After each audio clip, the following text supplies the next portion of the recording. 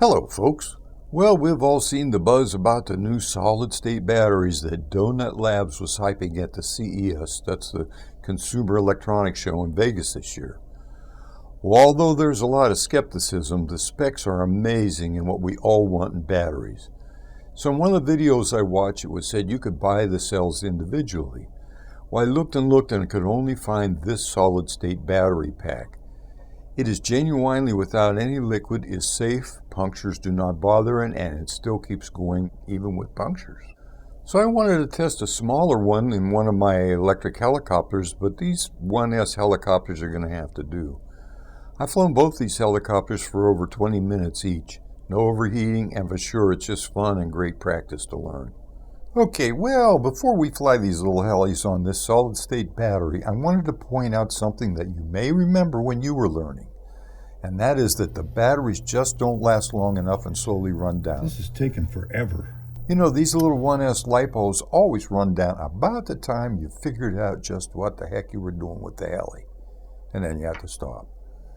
So if you don't have any extra batteries, you got to charge, and that takes time. Even so, if you have spares, you still got to take the time to stop, change the battery, start all over again. So what I do may not be as good as this kind of tether flying, but I do stay dry.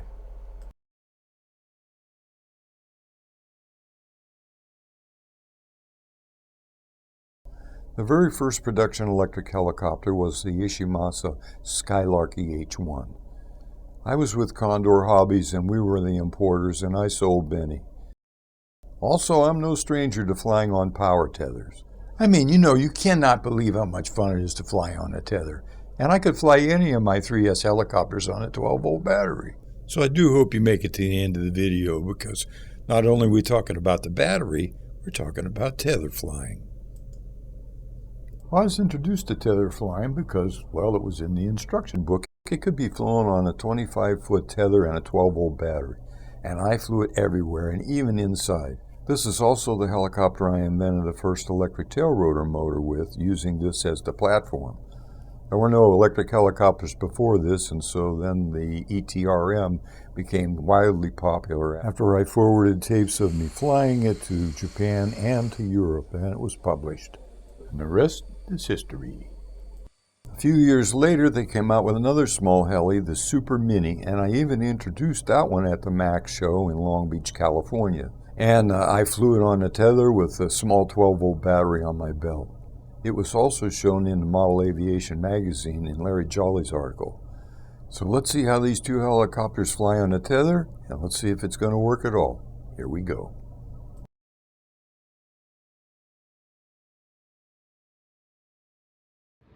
All right, it stopped blinking, so it's fully charged. Let's try it.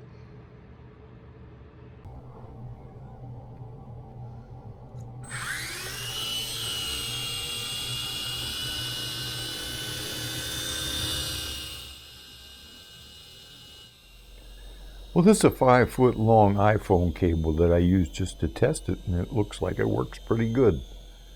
Well, I've since made a much lighter cable using a servo extension wire. As you're going to see coming up, the servo wire I used is lighter, but I'm going to get one single 5-foot set of wires with even smaller gauge be even lighter, because I had to solder the wires together and use heat shrink, so I can get rid of all that. And it'll make the wire a little smoother as well. Right now, the voltage drop on these wires make for just the right voltage to run these helis on, and they're rated at 6 volts.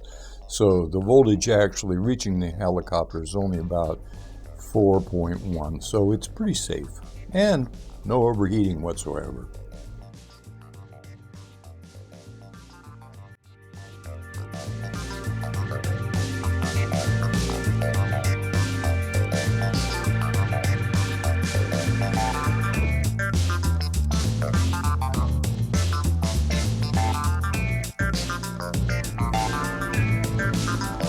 As you can see here, I'm still using the heavier iPhone cable, and it's flying just fine.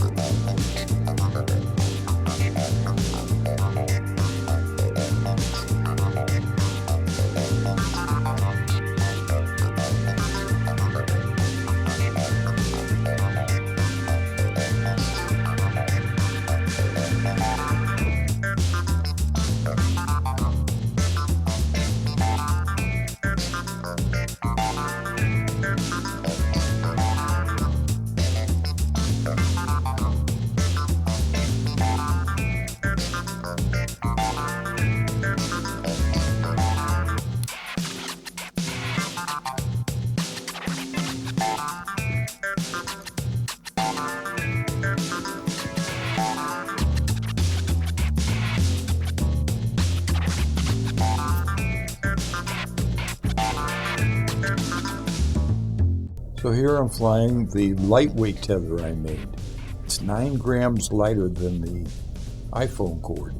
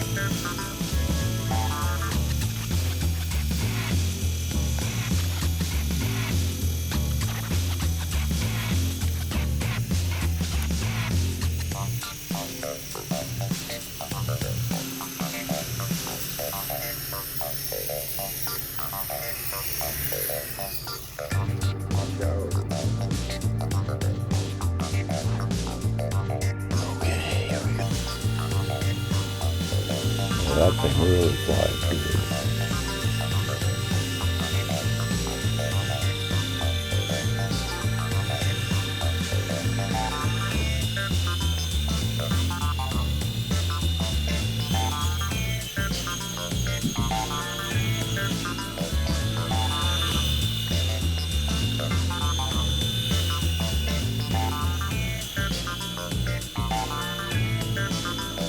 God, this is so much fun.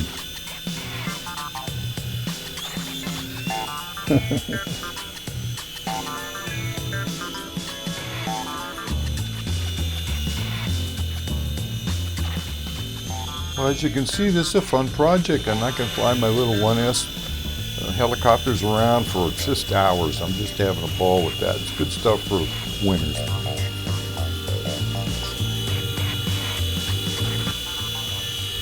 And this is really safe indoors, because you can really only fly as far as your tether is, and you won't run into anything if you're in the middle of the room.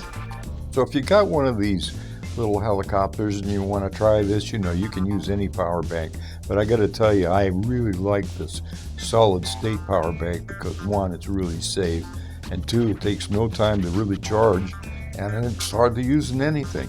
I like it. And I just thought I'd pass it on. So thanks a lot for watching, everybody. God bless, and we'll see you next time.